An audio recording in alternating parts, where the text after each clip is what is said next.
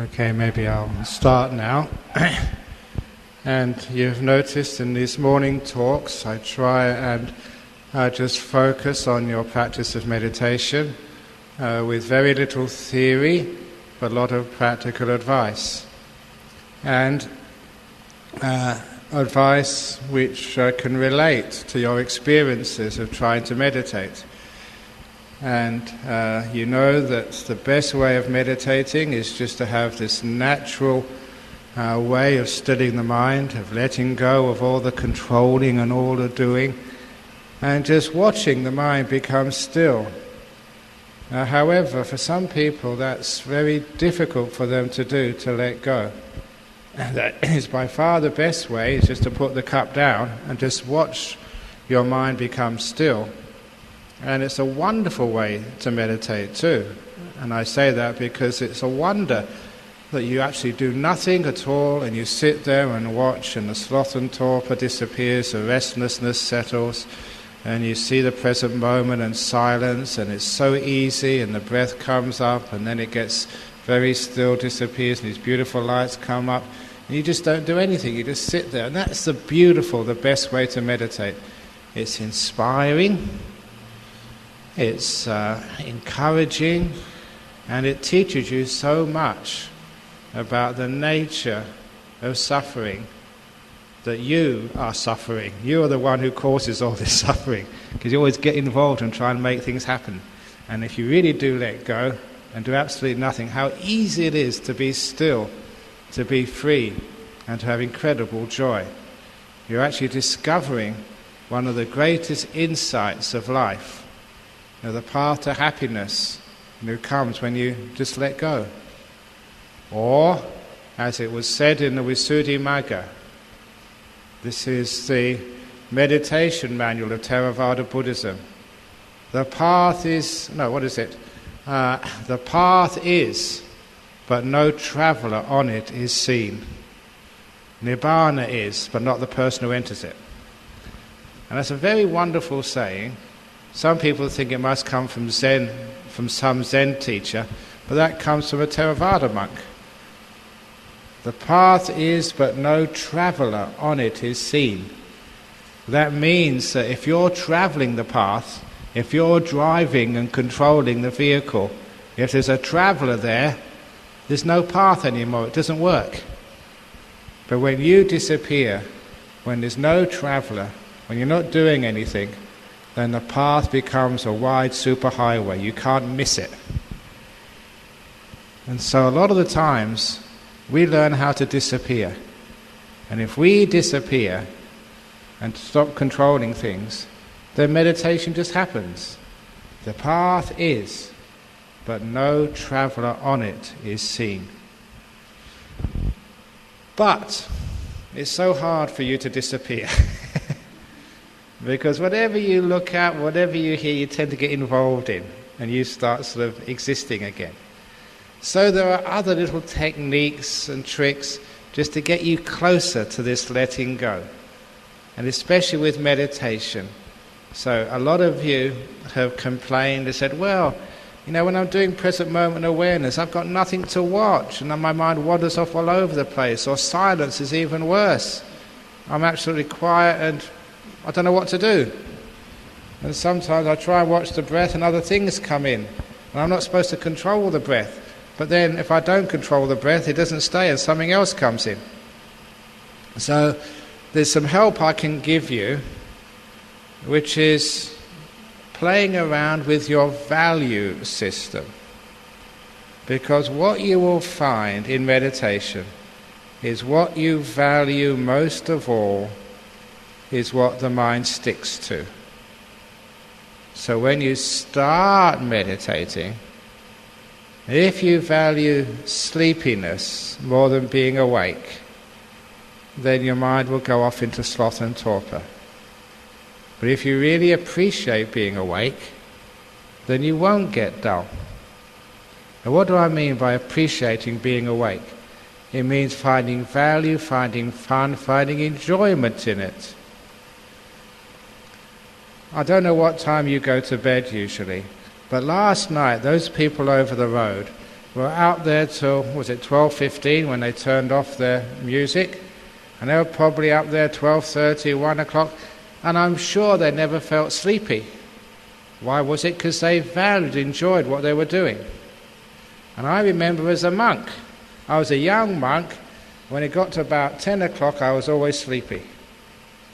And sometimes when we were staying up all night, I felt very dull. And then I thought to myself, hang on, this is really strange, because maybe only 12 months before, when I was a layman, I too went to all-night parties. When I went to an all-night party or an all-night music concert, I never felt sleepy. When I went to an all-night meditation, I was really sleepy. What's the difference between all-night meditation and an all-night party? It's obvious what the difference is. I enjoyed the party. I found it valuable. It was fun and interesting. That's why I could stay awake. And meditation, it was boring. It wasn't interesting. That's why I got sleepy, because I didn't value the meditation. However, that sometimes in some monasteries they make sure that you value wakefulness much more than sleepiness. For example, there used to be, before the communists took over Laos, there used to be a very famous forest monastery in Laos, and there they had monks who had great meditation, because this is how they were trained. The teacher, the master, would take the new monks and take them on a walk through the jungle, up and down mountains, through dense parts of the jungle, all day. Now you know how tiring that is in a hot, humid jungle, climbing up and down mountains until late in the afternoon. The master always managed to bring them to a clearing not far from the monastery, where there was these huge jungle trees. They were so tall, and beforehand the monks had built little platforms high on one of the branches, and those platforms were just only a little bit bigger than your cushions, maybe just about the size of that mat you are sitting on, with no railings on it, just a flat piece of wood. And there was a bamboo ladder going up, and the master told one of the monks to go up that ladder to that platform, another to another platform, so every monk had to go to his own platform. And once the monk was sitting up there, the master took the ladder away and said, "I'll be back tomorrow."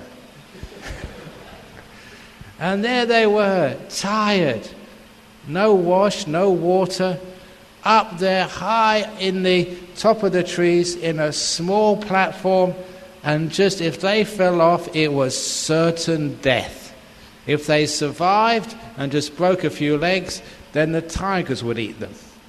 So either way, you could not afford to fall off, which means no one got sloth and torpor.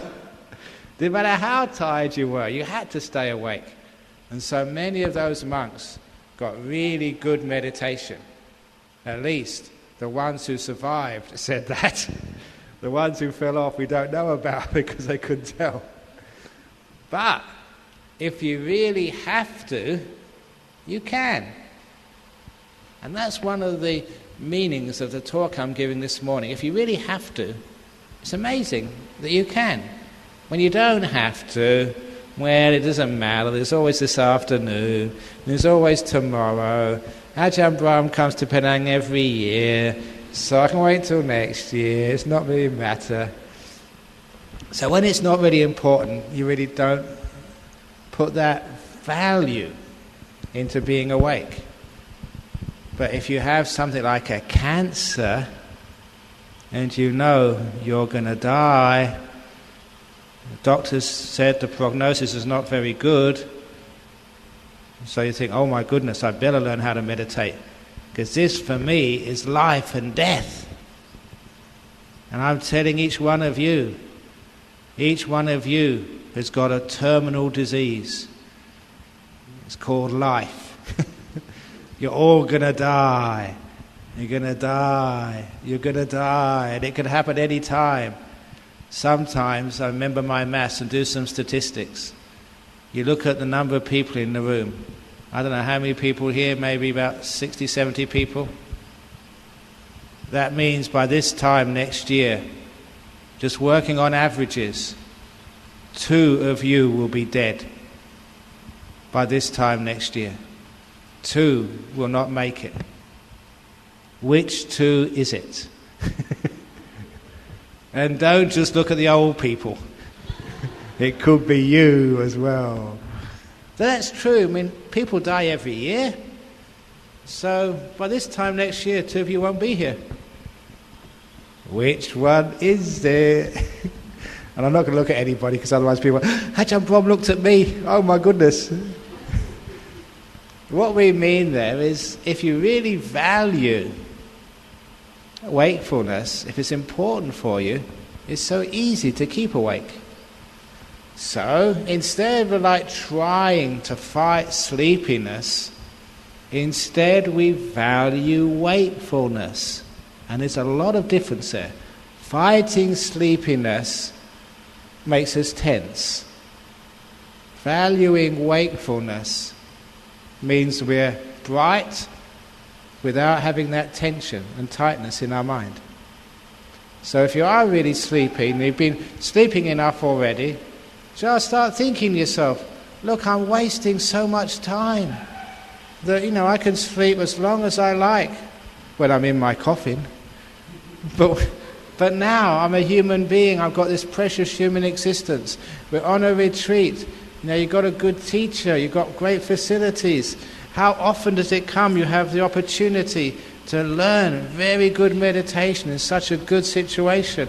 Wow, I don't know how many years I've got left. I better really make use of this time as much as we possibly can. And if you think like that, you're valuing wakefulness.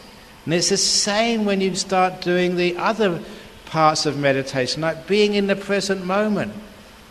Why is it that people go thinking of the past and what happened yesterday or last week? Why is it that people go planning their future? I've already told you that now is the time your future is being made. And the absolute best thing you can do for your future is being here right now. Being right in the cold face of your future, as they say.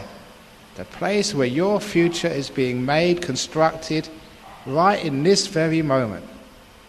So if you think like that, and if you are concerned about your future, if you really are concerned about your future, then now is the most valuable time as far as your future is concerned. Fantasizing, dreaming of finding the beautiful guy, and then winning the lottery, and living in a lovely condo, and being able to travel wherever you want, whatever your fantasies are in life. No, they're not valuable. The present moment is the most valuable. So if you take away the value from all these other distracting things and convince yourself that now is the most important time by far, then your mind won't wander away. The only reason why your mind does wander to the past or to the future or to fantasies is because you think the past or the future or the fantasies are more important to you. That's why you wander off. It's important that I figure this out. It's really important that I plan what I'm going to do later on. And this particular fantasy, it's really interesting, it's important to me. Therefore, that's where the mind goes. But if you can convince yourself that the present moment is more important, that's where you'll stay.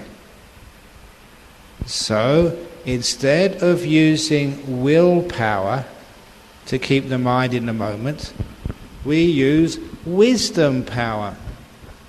Basically, it requires a marketing campaign by you. I've done my part of the marketing campaign this morning, by convincing you that now is so important. The future, the past, fantasies, they're not important. Now is really important. You've only got a few years to live. The present moment is where you'll find truth, peace, enlightenment. So it's really important you're right here, right now. I've done my part, now you have to convince yourself that now is by far the most important time. So stay in this present moment. Stay right now. And after a while, it's easy to stay in the moment. Why? It's because you do recognize this is the only place worth being when you're doing a meditation retreat. All the rest is rubbish places. So when you value the present moment, your mind will stay there. You don't have to fix it there. The mind says, this is where I find the most value, this is where I'll be. And that's how it remains in the moment. And as for thought, what is more important? Silence or thinking? The only reasons why thinking comes into your mind and remains is because you have the idea that thinking is important and valuable. How long have you been thinking? And how wise have you become through thinking? People who think a lot are the really big stupid ones. People who are silent are the wise ones. Unfortunately, when you were at school, you probably had great potential to be wise. And one day your teacher said, "What do you think of this? A problem on the board." And you told your teacher, "Nothing." And you got punished for that. So you were forced to think. If I was your teacher and I said, "What do you think about this mathematical problem on the board?" And you said, "Nothing." And I say, "Sadhu, sadhu, sadhu." There's a potential meditator there. Someone who doesn't think.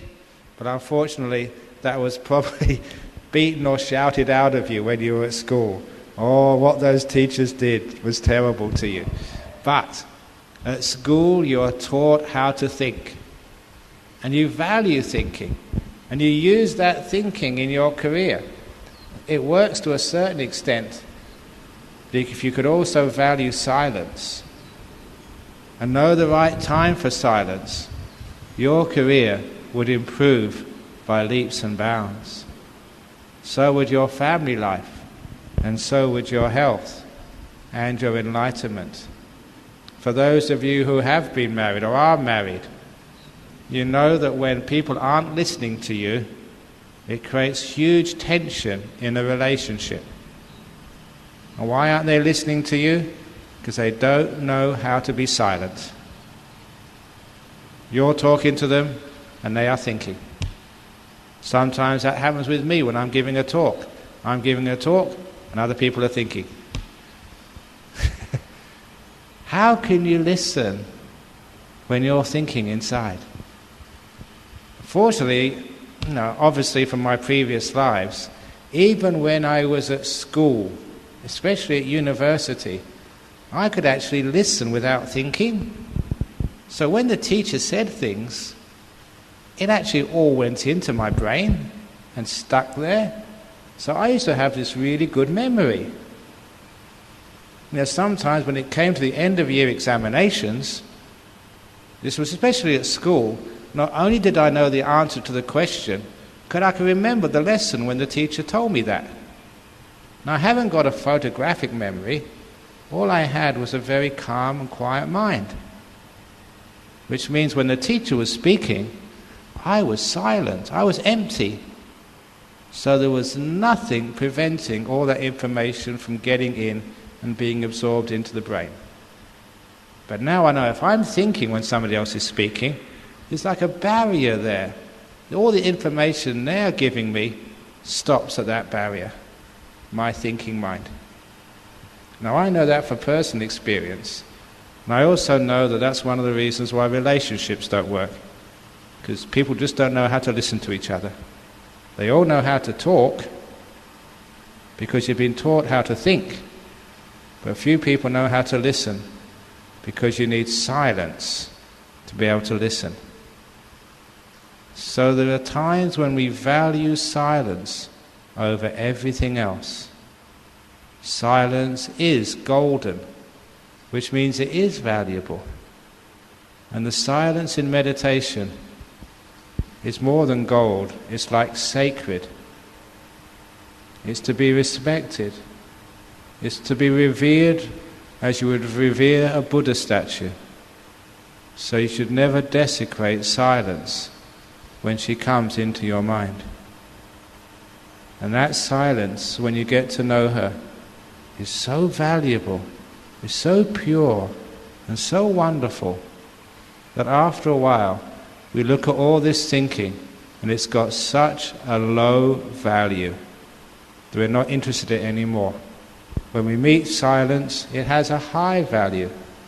So the mind instinctively goes and stays with the silence.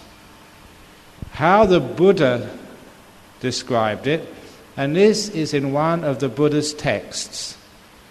He said, imagine a young man or a young woman going out to a party, made up, dressed in their best clothes, and they find, they don't know how this happened, that someone put a necklace of dead dog carcasses around their neck. And they would be disgusted and upset. Look, I've just had a great shower, had a good hairdo, put makeup on, put my best clothes on. I'm going out to a party and someone's put this necklace of dead dogs around my neck. You wouldn't be proud of that. You'd try and take it off as soon as possible. And in this simile, the Buddha said, that's like putting these necklaces of thoughts around your beautiful, pure mind. If you'd only realize what you're doing, all these thoughts which come and go, you think, yuck, that's disgusting. Thinking about this and thinking about that, because it does desecrate and despoil the beautiful silence. So,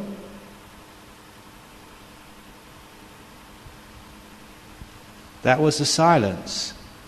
Value that. Make that so important in meditation that when it comes, and the thought is coming, no, I'm not interested. A good simile is, I'm not sure if some of your friends like watching the soccer or watching a sport or whatever. But very often people tell me when their husband is watching the soccer and there's a telephone call, they can't hear that telephone. They're just watching the soccer. They can't hear it. Dring. And the wife comes up to them and says, darling, someone's on the phone. They can't even hear their wife because they're watching what's going on. You know why that is?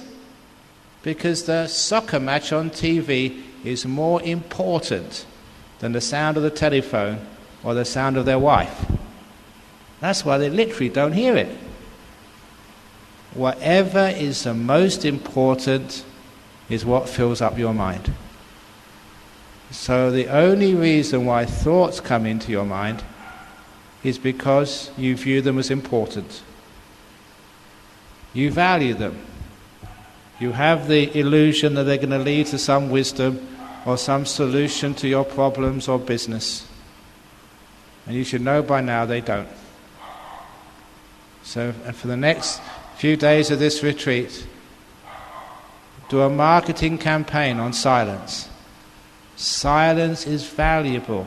This is where wisdom comes from. This is where peace comes from. This is where freedom is. All religions value that silence. It's holy, more holy than holy water, more precious than relics. This is the silence of the mind. So when it comes, give it all the value you can. And thoughts, they're rubbish. Another dead dog carcass. The silence is what I want. So when you value the silence, then it stays. You don't have to hold the mind on the silence. Just got to convince it it's the most valuable thing in the whole world right now. And that's how present moment of silence works, by valuing it. Now in that silence, you may have like the sounds of the dog, you may have an itch on your nose, you may have an ache in your leg, but you've also got the feeling of the breath coming in and going out. And sometimes you'll go to that feeling of the breath. Either it will come naturally to you, or you'll decide, okay, now's the time to watch the breath. That's fine. You can make a choice at this stage and say, I'm going to watch the breath from now on. And if you do watch the breath, I haven't said this yet, but those of you who've heard me teach before have heard me say it many times. When you're watching the breath, you watch the natural breath. You don't deliberately breathe in long or deliberately breathe in short and make it unnatural. Keep it natural. And you don't watch the tip of the nose or the belly. You just watch the breath. If the breath happens to be located at the tip of the nose, fine. If it happens to be located at the belly, fine. But you watch the breath wherever the breath happens to be. When I teach new meditators how to watch the breath, all I do to them, I don't say watch the tip of your nose. That's a silly teaching. I tell them, just close your eyes and breathe in and out 3 times. Count 3 breaths. At the end of the 3rd breath, open your eyes, please. And that's such an easy exercise for people to do. They wonder what this is all about. And then I tell them, once they've opened their eyes, how did you know that the breath was going in and going out just now? What sensation told you that you were breathing in? What sensation told you were breathing out? So you knew in, out, in, out, in, out 3 times. And they look at me and they can't really describe it. I say, you don't have to describe it. That's what you look at in breath meditation. Whatever that feeling is, which tells you you're breathing in or breathing out. However, sometimes people, they always tend to have this idea you have to watch the tip of the nose.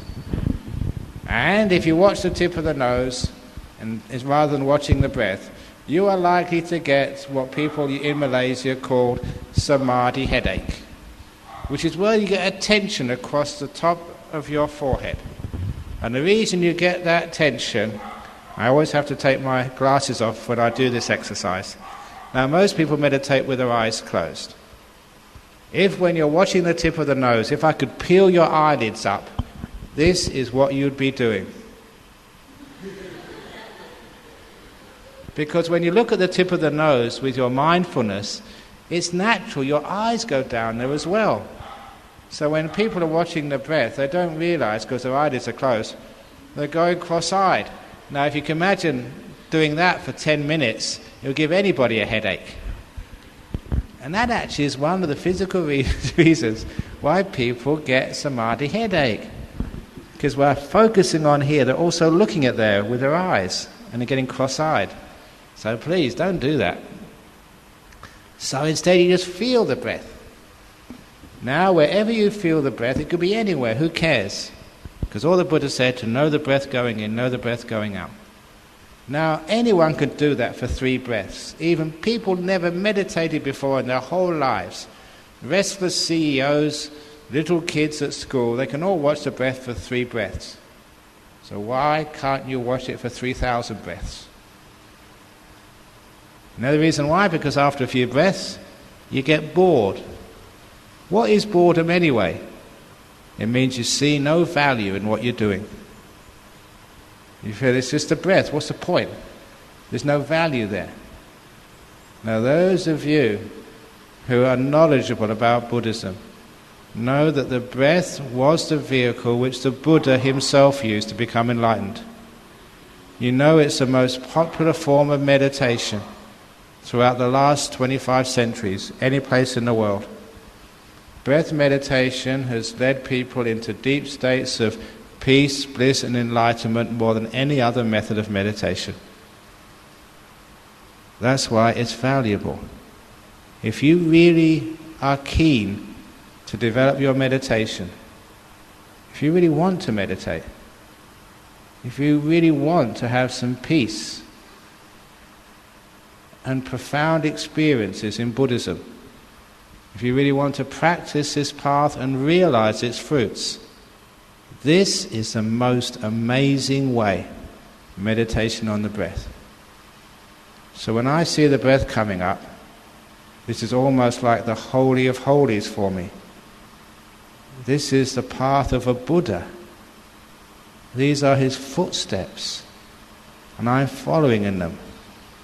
And I thought, wow, this really is important.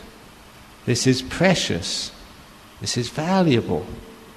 So when I see the breath, it's not just a silly old breath anymore, but this is the path into enlightenment I'm following. So I give this incredible value to the breath. Because I give incredible value to the breath, I know this is leading, because I've been meditating a long time, I know where this breath leads to. I've had too much experience of it to know otherwise. So wow, here we go. It's like getting into a Rolls-Royce limousine. I know it's going to a really wonderful destination. So when I see a Rolls-Royce limo coming, and someone else says, would you like to ride in an old Proton to the airport, or a Rolls-Royce limo? And I look at the old Proton, clunky and uncomfortable, and the limo. I'll take the limo, please. Would you take the limo or the Proton car? So there you've got the beautiful limo, the breath. And all these other stupid thoughts and ideas come up. No, that's the old Proton car, the clunky old car. I'm not going to get in that one again. I'm going to go in this beautiful breath, this beautiful smooth riding limousine, which takes you all the way to the nimittas and then into the jhanas. Wow, yeah, this is for me. If you value the breath, then it stays. If you don't give it value, then you wander off.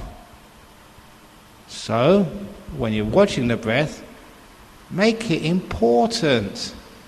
If you stay with the breath long enough, it's going to take you to deep meditation. It's important, it's valuable. And I told you, I think yesterday, in those jungle monasteries when the mosquitoes were biting me, I just had one of two choices.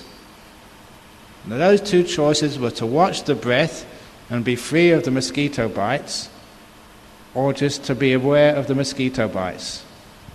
That's the only two choices which I had. And because watching the mosquito bites was so much torture, I had to watch the breath. It was really valuable. And that's why I could develop breath meditation, because of all the mosquito bites. That was my choice. If you weren't watching the breath, you'd find these mosquito bites. And that was just intolerable. So you had to watch the breath. And that's why I learned how to really watch the breath without missing anything. Why? Because it was valuable to me. So, if you put value into the breathing and just into the awareness of the breath, and that's really, really, really, really, really important for you, it stays. And when it stays, basically, this is really as far as I need to go. When it stays and you're with the breath for a long period of time, it develops its natural interest. Like people who haven't heard about this meditation before said, how on earth can you just be watching the breath without getting bored out of your skull? You monks need to get a life. There's many more important things to do and interesting things than watch your breath go in and breath go out for a couple of hours. And these guys don't know what they're talking about. I've been to many places, I've done many things in my life, I've done many interesting stuff, but nothing is as interesting and as enjoyable as just meditating, especially meditating on your breath. You want to watch a movie? Or you want to watch your breath? Movie, breath, no contest, I'm watching my breath. Do you want to listen to some music? Or watch your breath? I've listened to great music, but I'll listen to my breath as well, and it's no contest. I'm with my breath. If you really value these things, then the breath starts to open out to you. It's got a natural beauty, it's very subtle, very wonderful. So after a while, you get to that stage, it happens naturally. If you value the breath and stay with it long enough, naturally it gets to the stage of the delightful breath. You're watching the breath go in and breath go out, and it's delicious, it's delightful, it's so satisfying, it's so peaceful, it's so lovely. And you wonder, why on earth didn't I do this before? You have the most wonderful experiences of your life, just being with the breath going in and going out. And that's the time when people on meditation retreats, that's when they start to sit for hours. And they can't sit that long because their legs ache, their back aches. But I'll tell you, if you get into that state of meditation and deeper, you have no aches. You can't be aware of your body at the time, but even afterwards, your body is nice and free. Because at that time, when you're with the delightful breath, it's so delightful, it's got its natural value, you're not interested in the body. The body, the aches, the itches, they've got no value anymore compared to the beautiful breath. So that's what you stay with, so you can't feel the body. And what happens when you can't feel the body? You're just with the breathing. You let the body go. You don't interfere with it anymore. And that is the place that healing happens. One of the reasons why people don't use their natural healing powers is because you get involved too much. I gave the simile, it's like you have a cut on your finger. So you put a Band-Aid on. Now if you left that Band-Aid on, you've washed the wound, you put the Band-Aid on, if you left it on there, it would heal. Well, you know what people do? They put the Band-Aid on. And after 1 minute, I wonder how it's going. They take it off, oh it's okay, put it back on again. Another minute, oh maybe I should put some ointment on. So take it on, off, put some ointment on, cover it up again. Another minute, maybe the wrong ointment. So they take the old ointment off, put some new ointment, cover it up again. Another minute, how's it going? Take it off again. Your wound will never heal if you keep interfering with it. Wounds heal when you cover them, isolate them, and leave the body's natural immune and repair system to do its work. That's all you need to do. Same with your body's healing power. Just to leave it alone and stop interfering and worrying, and then it heals itself. But because we've got an ache, we can't leave it alone. How's it going? Should I move this way, move that way, scratch it? Can I put a cushion on this way, put a cushion on that way? You interfere with your body so much, it never gets a chance to heal. But when you're meditating, you totally disappear. Or rather, the body disappears, you're just watching the breath, that's so valuable. And the rest of the body, you can't feel it. And that's when healing happens. There have been many amazing cases of people who, they do this meditation and they just heal. Did I tell I think I told a story at Singapore. Was it here about the man with the sinus cancer? That was here a few days ago. Okay, about the fellow who had the lung cancer? That's another guy. This fellow is an old English guy. He's a Cockney. He had lung cancer. He was smoking. He was in his 60s, smoking all his life. And got bad cancer of his lungs. And he went to his oncologist in Perth. And the oncologist gave him an X-ray. And an hour or two later, he went into the oncologist's rooms, and the oncologist showed him the X-rays. So the cancer was all over both lungs. He said one of the usual procedures was to do surgery, to take some of the lobes of the lungs which had cancers, to remove them. But he said, we can't do that, that's not an option, because there's no part of your lungs without the cancer. It's spread all over. And so George, his name was, said, well, what else can I do? Chemotherapy, radiation therapy, surgery's not a goer. And the doctor said, George, we can do chemotherapy or radiation therapy if you want, but it's only going to increase your life by 1 or 2 months. It's terminal. You've only got maybe 3 months to go.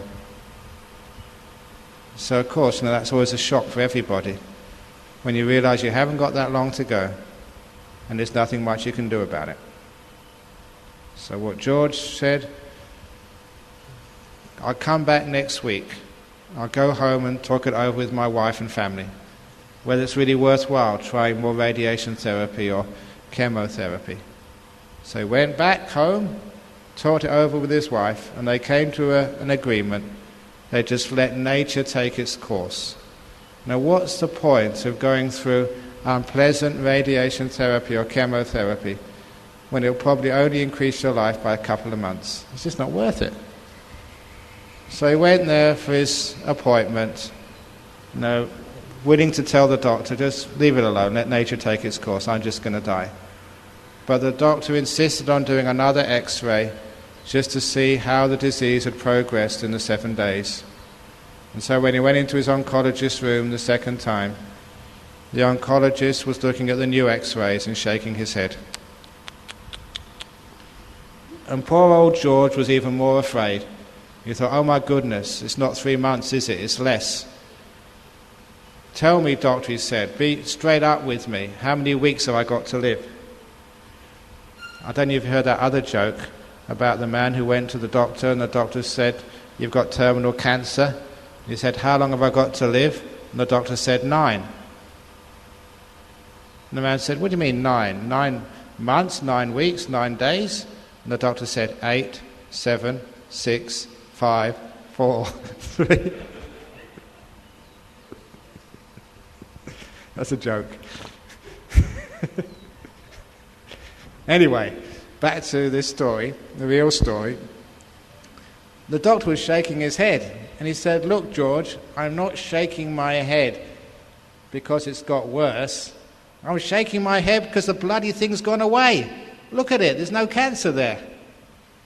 So in the place of 1 week, I think it could have been 2 weeks or 1 week, I keep getting that one wrong, but in a very short time, George had gone from having inoperable cancer throughout both lungs to having the lungs totally free of cancer.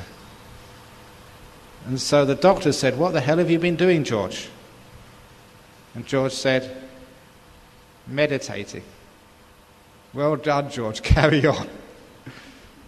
Anyway, in 1 or 2 weeks, this is not common. Most people, they can't do it that deeply. But in 1 or 2 weeks, his cancer had totally vanished just because of meditation. And now he's still alive today, and he teaches other people how to meditate so they can somehow cure their cancers. But amazing story, but true. And this can only happen when you get out of the way, when you let the body do the healing. So when you're watching the breath, it's that valuable for you because it allows healing to happen, as well as actually leading to enlightenment. So when the breath comes, this is important, it's valuable. All this other stuff in the body, all this sound outside, that's not my business. But the breath really is my business. And when you get to the beautiful breath, it's so delightful, you don't have to say anymore this is valuable. Because it obviously is, it's shining, it's beautiful. And I always call that particular stage in meditation the delightful breath, the pivot point or the tipping point. Because once you get to the delightful breath, the rest is just automatic. You're having a great time, you're enjoying yourself. So at last you realize, wow, this meditation is not boring, it's not hard to do, it's really fun, one of the most wonderful things I can do. And you're having a great time. And for many of you, that's the stage I want you to get to. Because after that, you're off by yourself. You don't need me anymore. You do need me sometimes, just to give you a few tips what happens next. But basically, you're off. Being able to sit there, having a great time. And of course, you stay with the breath. You can't do anything else because it's so delightful. It gets even more delightful and more subtle until it totally disappears in the most peaceful emptiness. And that's when the beautiful lights come. Whoa! And I'm not going to say that those are valuable because you can see they're incredibly valuable. You are getting to ecstasy states on the border with them when these nimittas really start to get strong. This is profound stuff, which is very deep. And for most people, when they get nimittas, they're having a wonderful time. Now this is really big stuff. So sometimes you might get afraid when the real big nimittas come because it's powerful. But this is the stuff of wise people, of all those sages of old who've gone off into mountains and monasteries, deep caves, and get into these great nimittas and beautiful lights which envelop them. You're coming to the cutting edge of enlightenment. Travel all this way, and now this is where all the Tripitaka, the Dhamma of the Buddha, lives. It's called Upachara Samadhi. Beautiful limiters. So you enjoy those things, and they are immense. And if you can just practice long enough with those nimittas, keep on going, it's only a matter of time when you fall in their center and getting one of the jhanas. These great unifications of mind. And I don't have to say how valuable these things are. If you get one jhana and you are a Christian, you'd be called a saint. They'd have a school named after you, because that's how powerful they are. When Christians managed to do those in the Middle Ages, sometimes by luck, they became so famous and powerful that they became known as saints. And you can do that this afternoon if you want. That's how powerful they are. So you're on the edge of something incredible, amazing, powerful, life-changing. Now this is Buddhism at its heart, the experience of these things. And to give you an understanding, in the texts, in the suttas, even the very first jhana, the lowest of the jhanas, when the Buddha was describing them, he used such terms as Sambodhi Sukha, which means enlightenment happiness, to describe the first jhana. This is not full enlightenment, but it was close enough that even the Buddha called that experience enlightenment bliss. So those of you who want to know what enlightenment is, not as a theory, not as an idea, but as an experience, you're getting right close, so close that even the Buddha called that experience enlightenment bliss. Wow. You are getting close, so close that the experience, the Buddha said, good enough, let's call it enlightenment bliss. And you're experiencing it. Wow, that's cool. Not only that, in some of those suttas, like the Mahahatipadopama Sutta, the simile of the elephant's footprint, he said the first jhana is the first footprint of the Buddha. So if you want to not just see the Buddha's footprints, but stand in them, like we say these days, is to stand in someone else's shoes. In the first jhana, you are literally experiencing what the Buddha felt. You are like a Buddha. Not quite, but getting some inkling into what a Buddha felt like.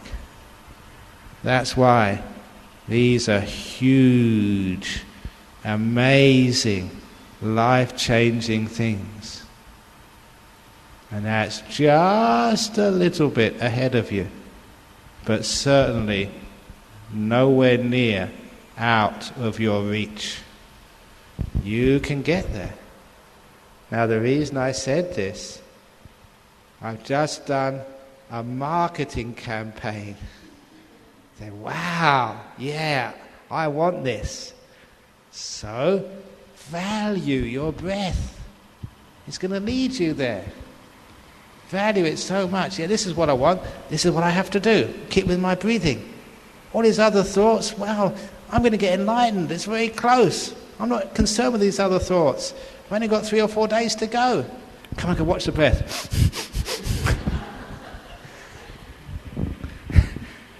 So when you value something, the mind will go there. If you don't value it, the mind will wander all over the place. So the meaning of this talk today, you can find this by insight. Whatever you find more valuable, that's what you'll go towards. Some of you, if you understand this talk, might get into such a deep meditation. 11:30, you know it's time for lunch. And you make a judgment. What's more valuable? Lunch or staying with this meditation? And some of you will say, I'm staying with meditation. It happens. People miss their lunch in these meditation retreats. And how can they do that when they know they're not going to eat until tomorrow? They do that because meditation is far more valuable. And that's natural, it happens, it's an experience. So now you can understand how valuing what really is worth valuing, means you don't have to force the mind, you don't have to fight. It focuses all by itself. Make peace, be kind, be gentle. Wait in the moment and rearrange your value system so you value what really is powerful and deep, not all this other rubbish stuff like thinking and fantasy. So that's the talk for this morning. So has anyone got any questions or comments about this today? Yeah.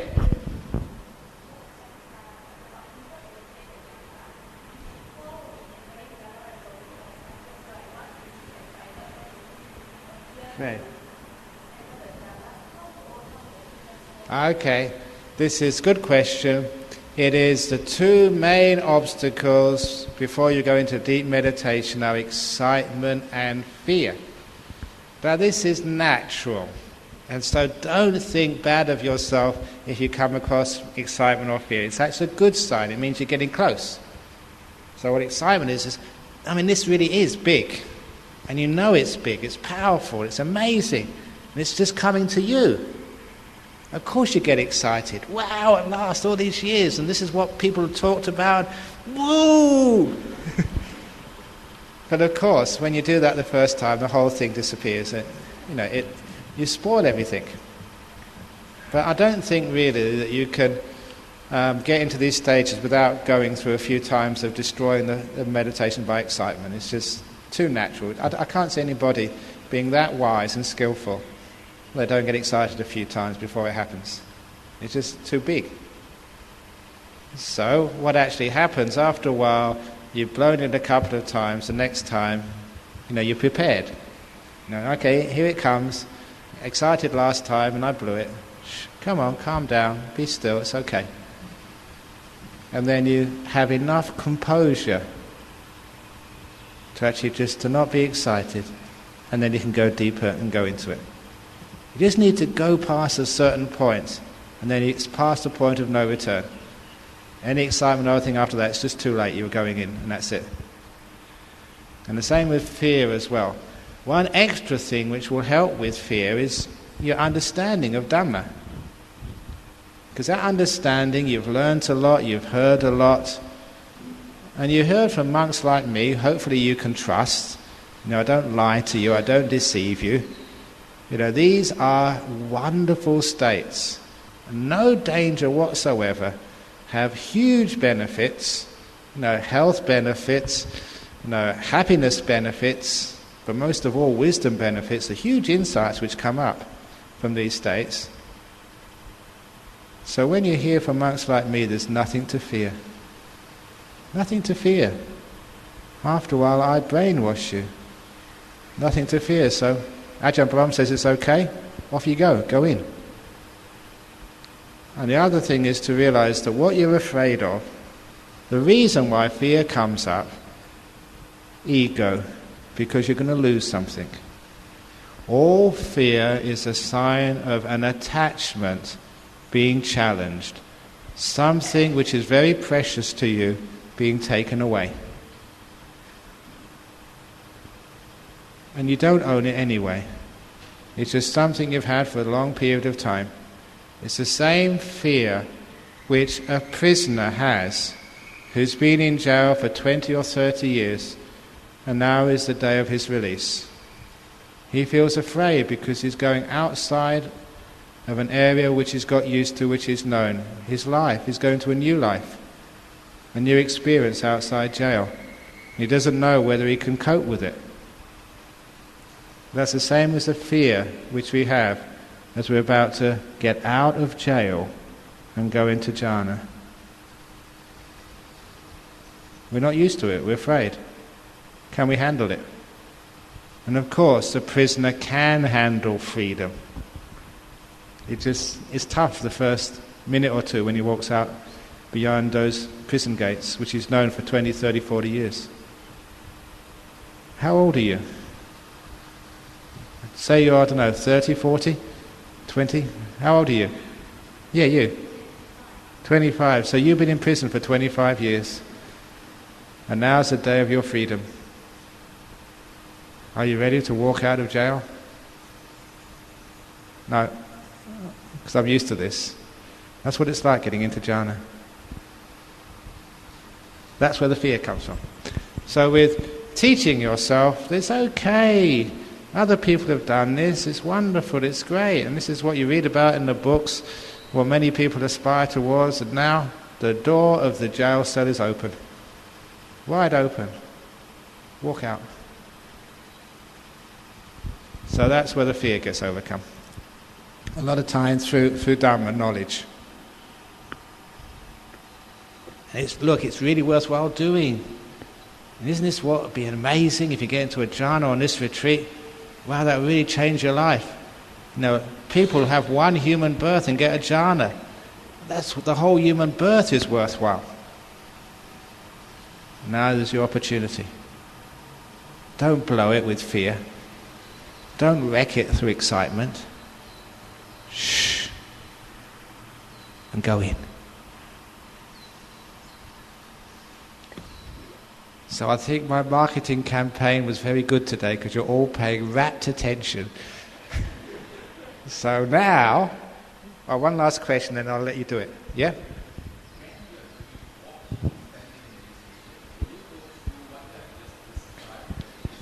In walking meditation, you can't go as far as jhanas. Because when you lose awareness of your body, then you're going to hit the wall. You're going to fall over. That's right, yeah. So if you're getting very deep and still when you're doing walking meditation, just find the nearest place to sit and sit down. So it can take that momentum deep into peace. Okay, so now we have our interview time. So those of you who want to come to interviews, but you know what's really more valuable. Is it more valuable to have an interview or more valuable to get into jhana? Now, if you need some interview time, please come down to have some interviews. But don't waste time. Very good.